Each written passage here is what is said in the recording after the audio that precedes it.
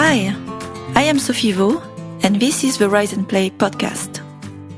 In this new series, I am focusing on portraits of women who have an outstanding career in games.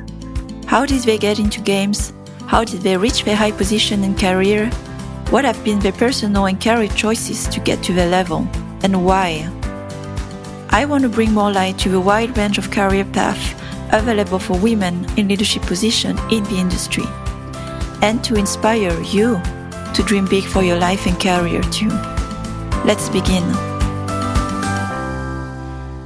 Today, I am very excited to have Kegan with me.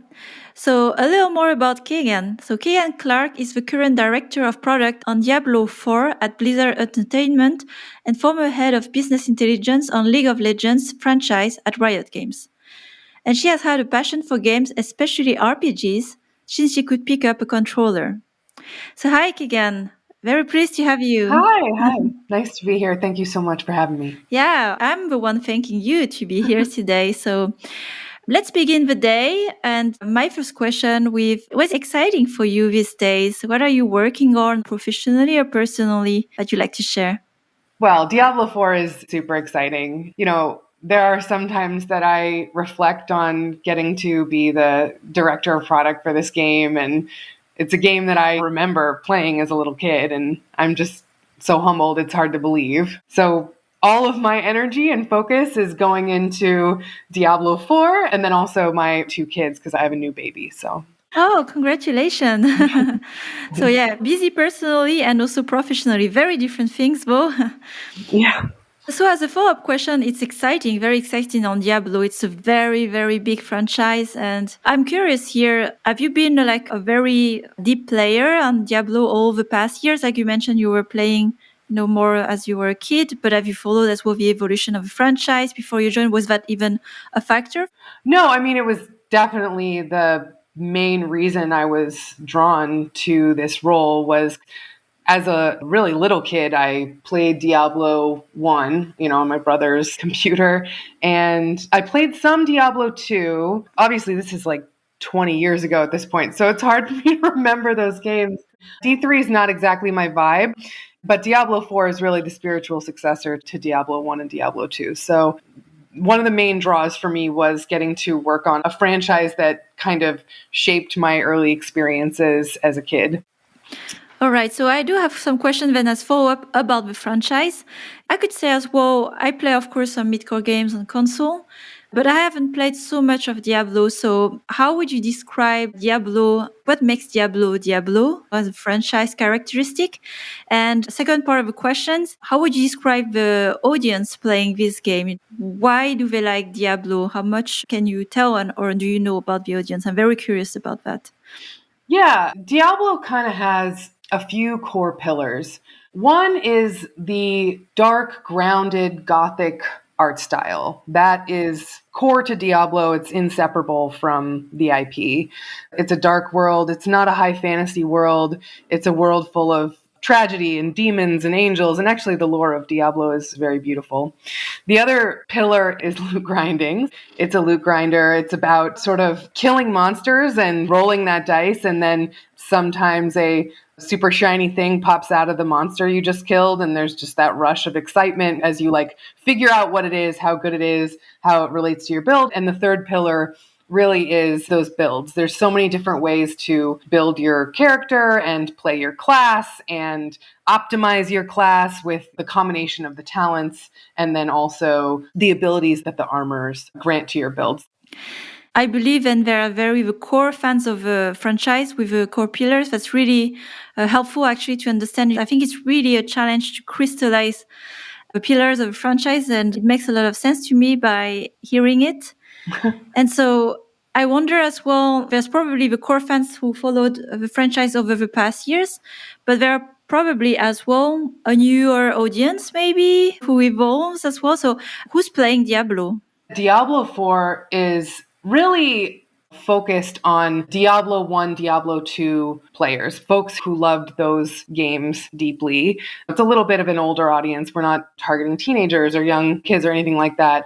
And it's not really as much of a like mass market audience. It's not meant to be the biggest game ever, right? And reach everybody the way that, a Fortnite might be trying to do. It's meant to deeply serve that core player base that loves those three sort of core pillars of Diablo. Mm-hmm. It made me reflect as well on God of War that I played a few years ago. Actually, so if you think of Diablo 1 and 2, well, we were in teenager age playing those games, and like now Diablo 4, like 20 years after. And I wonder how much the design of a game or even the approach of the game, the theme is evolving with the player age, right? We don't play the same way as we were kids. Playing behavior has evolved because as an adult, your life is changing. So I wonder how much as well you think about those questions when you think about the audience. The target audience for Diablo 4 is older. But one thing that is different about a game like Diablo than a competitive online game like an esports Titan game like CSGO or League of Legends is that you can really go at your own pace. There isn't necessarily that intense competitive pressure for most players. It's kind of a solo experience, which fits well with an age group that has a lot of responsibilities and often has like kids and things like jobs. But in other respects, learning from the evolution of ARPGs as a genre and games in general, how to make the game feel better and be more convenient to players and remove the painful grindy parts and add more of the fun parts. I mean, the franchise is always improving with each iteration in those respects as well. Makes a lot of sense. So with your role as director of product, I'm curious to hear more about, what is the role about, as well how you are structured. Yeah, absolutely.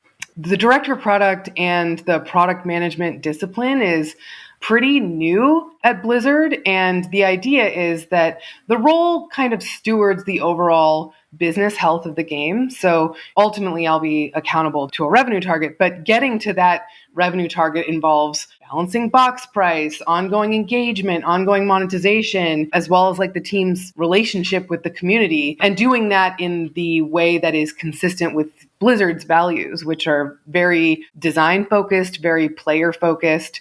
So my current focus is really helping the team transform a development organization which has always historically operated in a mode of shipping a box product and moving on from it to a mode of operation in which it's more like a modern live service. So listening to players, iterating on that feedback, continuously delivering content and improvements to make the game a living game. So games like Diablo 3 have a community of players who put thousands of hours into the game. They keep these games alive for years, and Blizzard wants to recognize that and deliver that, living game experience that these players want in a way that we haven't really done in the franchise in the past.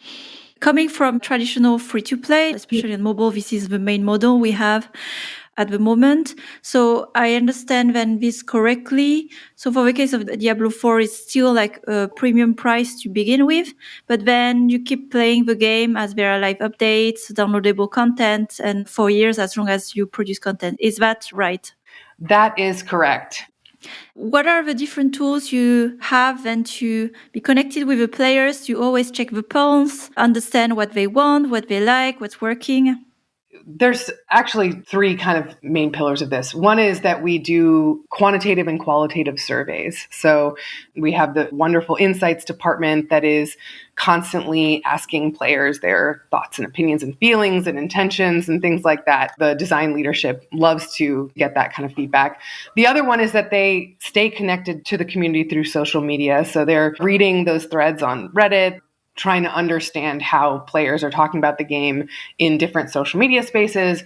And then the third one is really talking to community leaders, influencers, and understanding their perspective, which is pretty deep, both as players and as leaders in the community, on like how players are feeling about things, how they're responding to things, what players want. In mobile, we are doing this as well. But when I look at the history of console, we are probably a bit behind. Some companies do, some don't. And I think we are catching up with the practices like you are describing, being very close to the community and understanding really deeply how the players are interacting with the game and not only their motivations, but, how feedback on updates, content, and so on, like having this tight loop of communication. It's so valuable. Like, one thing that always surprises me is how new this mode of operating is to a lot of game companies because, coming from Riot was really pretty obsessed with getting player feedback and getting the player voice into the dev cycle. So do you have a department of player research or expert on that field to support you, like to analyze and... Yeah, we have 3 different kinds of insights groups currently. There's kind of user research, which is a lot more like high fidelity, but small scale. So you get a lot more information from talking directly to players face to face, interviewing them more in depth on a topic. And then there's quantitative surveys, and that's our survey research group that does quantitative surveys. They are doing a lot of market research on large external player populations.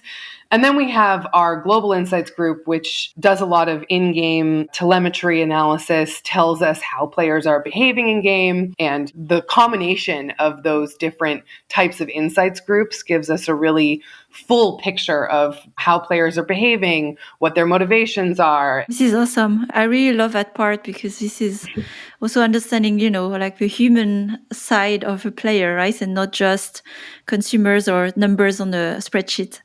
Yeah, so critical. And so you mentioned as well that this whole function of product management was new. How is this new?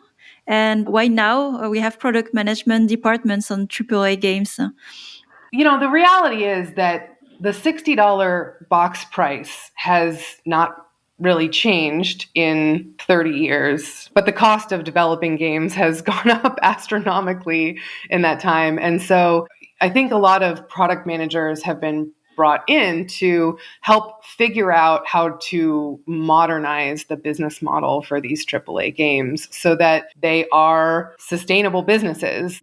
A game like Diablo doesn't just support the creation of Diablo content. It's going to end up supporting all kinds of Horizon bets in R&D and the studio overhead itself. So it's really about helping to adapt the business model of these AAA games to meet the current needs of these studios. Very key question that comes to my mind as I think of product management, but this is a eternal tension that will exist is with design. And in this case here, I believe like more creative direction. So I wonder how those two departments work. What is the level of ownership or decision making that you have on product and more on the creative side? How are you organized? Yeah, my relationship is one with the dev team where we really have to drive alignment. There isn't a clear set of decisions that one party is going to own. We have to come to an alignment using informed arguments that everybody understands. We have to, hear everybody's perspectives and voices and then do ultimately what is best for players in the product and balance those things. That's very interesting. And maybe for mobile, we could look at it also with this lens where, focusing on the player experience first. So it's kind of a long-term focus, right? Mm-hmm. Because it will drive revenues eventually. But I have to admit as well that it is the product management directions are very strong in mobile because we have a lot of data and insights and sometimes too little too much where it may overrule creative design decisions that are not proven yet. So it's really interesting to see this in the DNA of, well, in the case of Diablo, but I see that as well for AAA games where it's very pushed really far for player experience, quality of production that makes the difference with mobile. So it's very interesting to see this angle. The relationship with players on a AAA live service like League of Legends or like Diablo IV hopes to be is a really, really long relationship. I mean, a lot of the players that are going to come into Diablo IV have had a relationship with the franchise for, like you said, 20 years.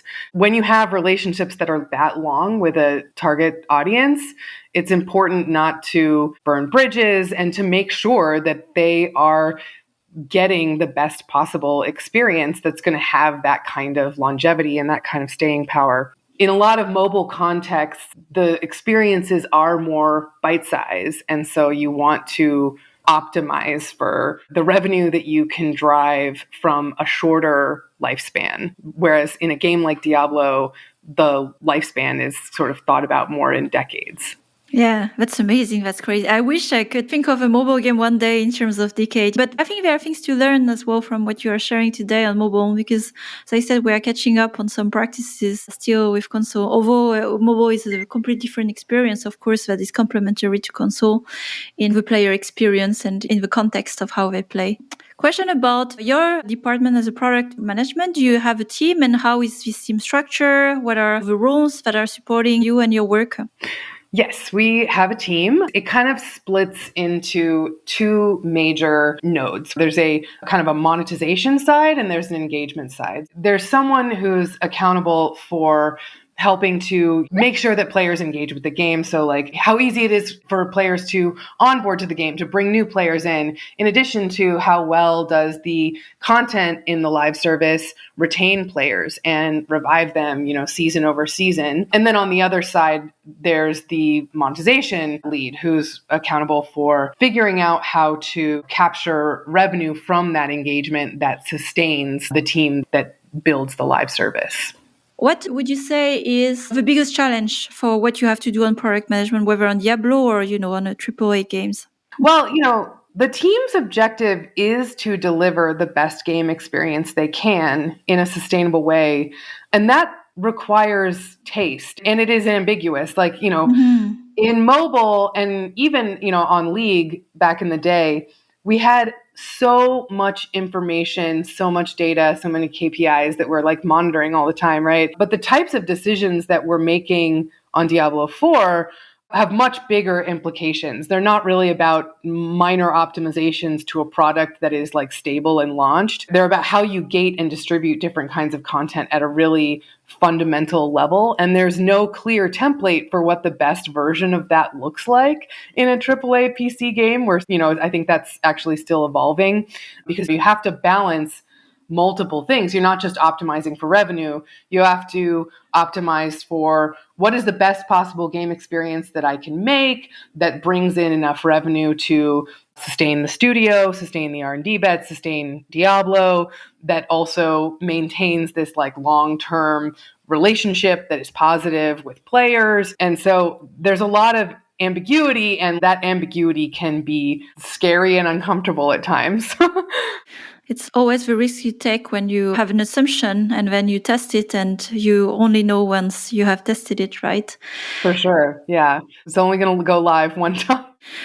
Can you do A/B tests actually on AAA games? Because I'm thinking about it and there's a community. So if people notice they have different variants, is this even a practice or? There are certainly some things that get A/B tested. I would say that folks don't want to necessarily A/B test where one group of players is going to get a dramatically better or worse experience than another group. So we try to figure out questions of that nature without A/B testing. Yeah. I can see it's more sensitive for sure. And because the community is so important, and I'm pretty sure like a lot of communication, seen even on mobile where we have a strong social component, the word can go out quickly. And this is not a good time when people notice. Yeah.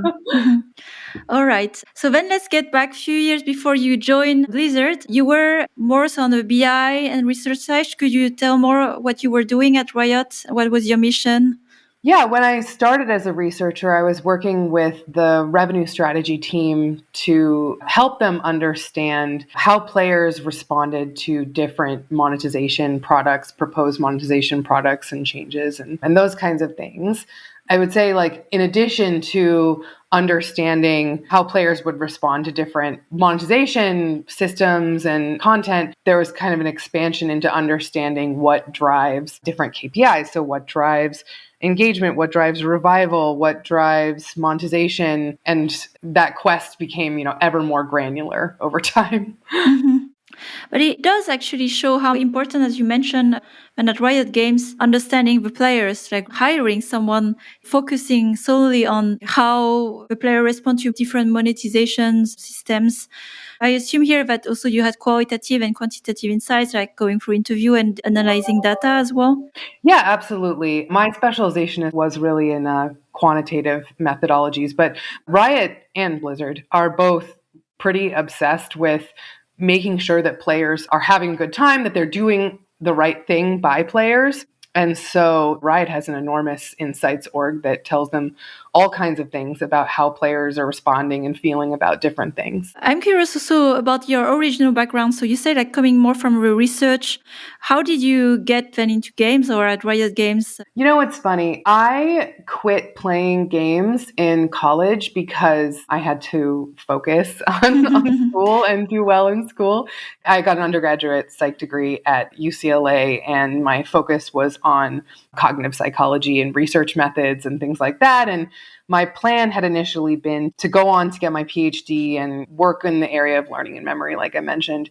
But it was very difficult financially because I didn't have a lot of parental support. Basically, I paid my own way through college. And so when I got a job offer right out of school, I was kind of too poor to refuse. I went to a market research firm, and there was nothing on my LinkedIn at the time about playing games or anything because I had quit a couple years prior in college to focus on school. But the recruiters at Riot were kind of routinely rating all of the local market research houses for looking for research talent. And that's kind of how I got my first in at the gaming industry, is just got rated. Nice. So back to the game. So you try to quit games, but games got back to you. Yeah, that's true. And at first it was a little bit like an alcoholic working at a brewery or something. But, it's turned out well. Yeah, and it must be amazing as well. Your first position in a games company is with Riot Games. Is big company, also iconic franchise with League of Legends. So it's great. Pure luck. I mean, I would say there's a lot of luck involved in how I got here. And so in your journey at Riot Games, so you started from the more research door, but I understand that things have evolved for you, and then it turned more into BI and lead of BI. Could you walk us through how that happened to you? Yeah, the revenue strategy group at Riot was doing some BI work, and I had a pretty awesome mentor who supported me, helped me learn, taught me a lot about how businesses function and their needs and business intelligence. And he and I together made a pitch to make this more formal BI team, BI function on League of Legends, and that I would lead it. And the rest is kind of history from there. I think it's amazing you mentioned as well how sometimes opportunities happen for them. And it was thanks to a very caring mentor who could see opportunity and the skills and the potential. I can hear as well for yourself and, elevating you to the position and to then create the role and so on. So it's a great story and example to see. Yeah, I'm so grateful for that, actually, that opportunity. Having talent, being hardworking is only half of the equation. The other half is that folks in power have to recognize you and champion you and give you the opportunity to prove yourself. And that is very much what I was lucky to have happen to me. You are now director of product, so it's also an evolution further. If we think, past the whole journey from research, psychological study, and then BI, so more numbers and product management. How did that happen as well for you, this transition?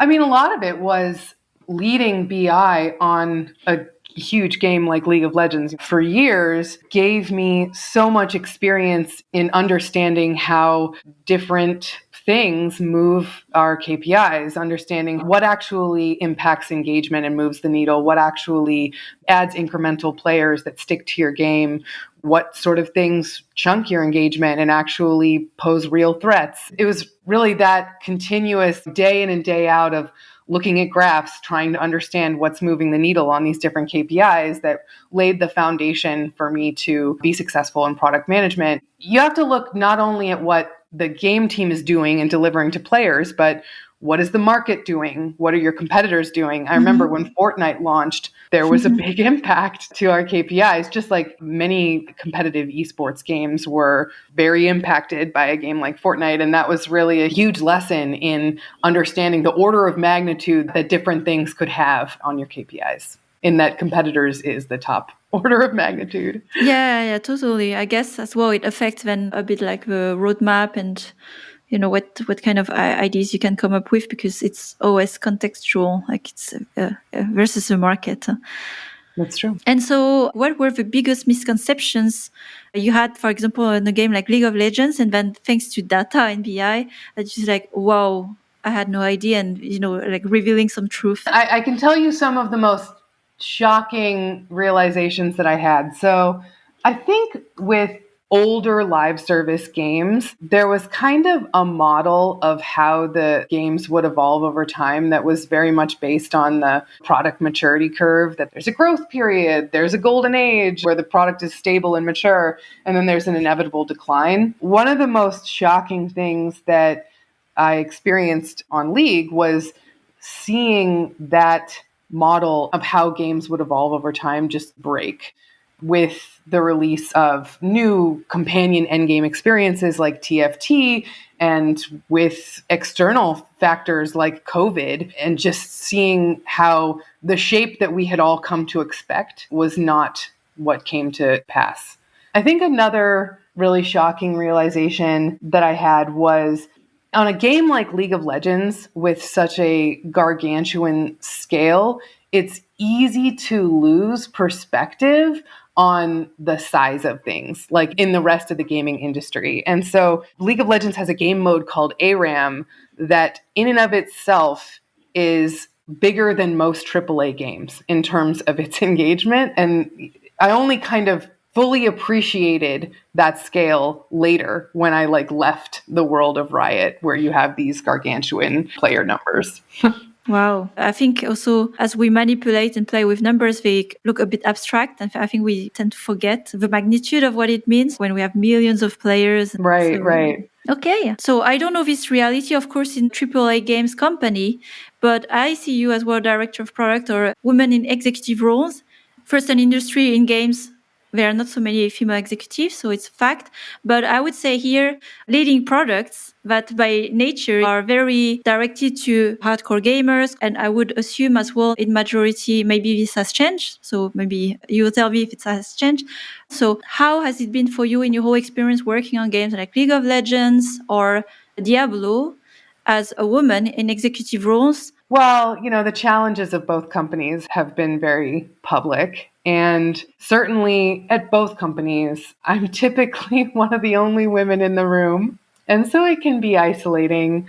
The whole industry has this notable asymmetry and lack of diversity, especially as you go up. And that has been very challenging to me at times. And I've definitely had moments where I broke down and honestly cried because of the way that people treated me or the things that were said to me. And the way that I've dealt with it is to kind of try to accept humans for what they are while trying to push for things to be better. The more you approach these topics with judgment in your heart and anger or those kinds of emotions, it isn't the most productive way to engage. Most people, in my opinion, actually have really good intentions and want to do the right thing and just need help understanding how to do that. There have been moments, speaking about Riot specifically, where I just felt so demoralized by the perspective of people that I cared about very deeply, who I know they're good people. I know they have good intentions, but they're just so off base on some of these topics. It's really important to maintain that open mind and that default to trusting that people do have good intentions and will do the right thing if they get a little bit of help and guidance. There's a lot of kindness and empathy in what you're sharing. And thanks for sharing openly your thoughts and experience. I can also relate to that as well in my own experience, having been quite often both a single woman in the room. It gets better over time as I think there's more and more awareness about it. But something I think really important that you mentioned is assuming first the best, right? So starting with empathy, where creating first awareness, and then letting the opportunity also for the group, for the room to adapt the behavior by being aware. And I was at a recent event where I was also in a leadership offsite. I was the only woman without mentioning about it.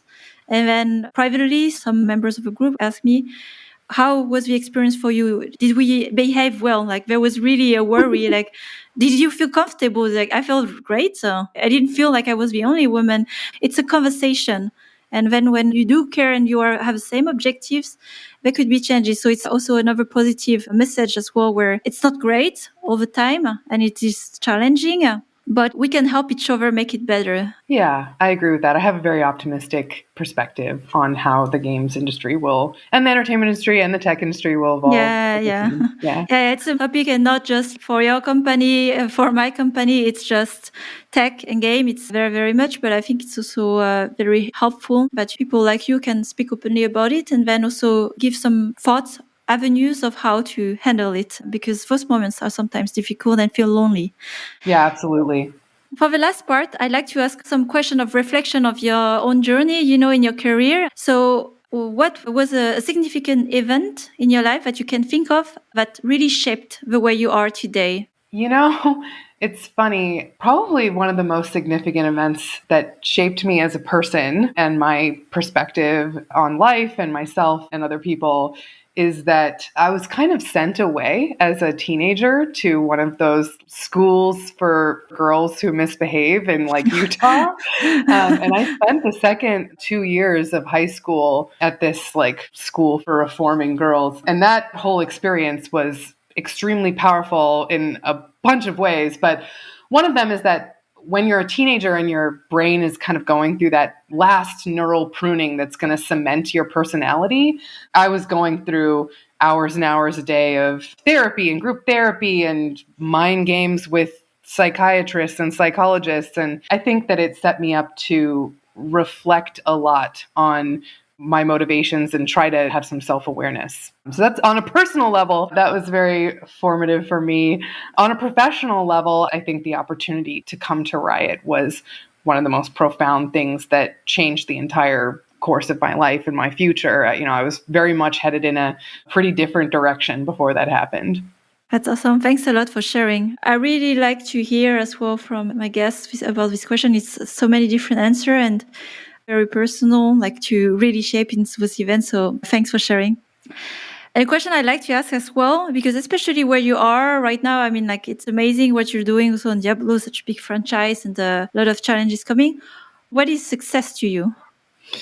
Oh God, I ask myself this question all the time. I have a lot of ambition. I'm just a very ambitious person, and I'm always pushing for the next thing. And so I'm not entirely sure what the answer to this question is, but what I can say is I think that the thing that I am ultimately seeking is time with my family, time with the people that I love, like my husband and my babies. And if I could have more time with them, that would really be the hallmark of success. But at the same time, I want to be able to make money and give my girls the best things in life and help out other members of my family. And so it's not as simple as just leave the workforce and be a housewife, although I have definitely dreamed about that many times.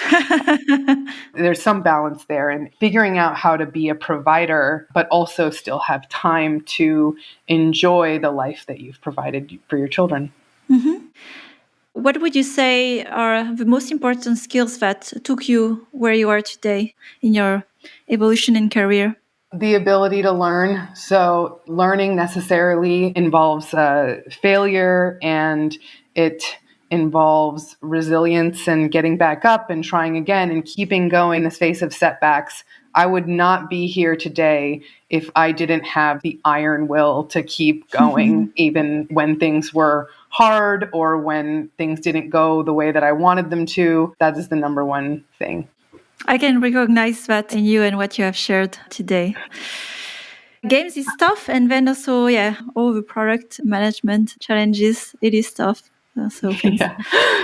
We are reaching also the end, and at the end, I like to ask my 3 rapid-fire questions. So you don't know about them, and the idea is to answer as fast as possible. Are you ready for this? Oh my gosh, I'll try.